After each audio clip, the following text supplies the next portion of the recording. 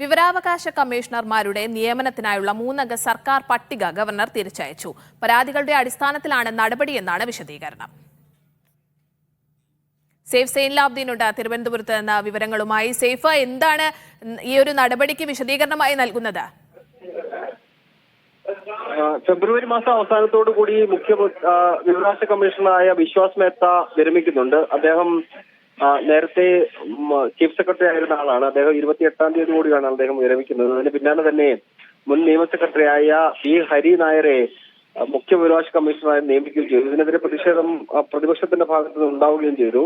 ഇതിന് പിന്നാലെയാണ് സംസ്ഥാന സർക്കാർ മുഖ്യ വിവരാവകാശ കമ്മീഷണർക്ക് പിന്നാലെ വിവരാവകാശ കമ്മീഷണർമാരുടെ നിയമനവുമായി ബന്ധപ്പെട്ട ഒരു ഫയൽ രാജ്ഭവനിലേക്ക് അയച്ചത്. 3 അംഗ പട്ടികയാണ് നൽകിയത്. ആ 3 അംഗ പട്ടിക അംഗീകരിക്കാൻ വേണ്ടി ഗവർണർ തയ്യാറായിട്ടില്ല. പരാതികളുടെ അടിസ്ഥാനത്തിൽ ആ 3 അംഗ പട്ടിക തിരിച്ചയക്കുന്നു എന്നുള്ളതാണ് രാജ്ഭവൻ സംസ്ഥാന സർക്കാരിനെ അയച്ചിട്ടുള്ളത്. എന്താണ് കാരണം എന്ന കാര്യത്തിൽ കൃത്യമായ വ്യക്തത വന്നിട്ടില്ല.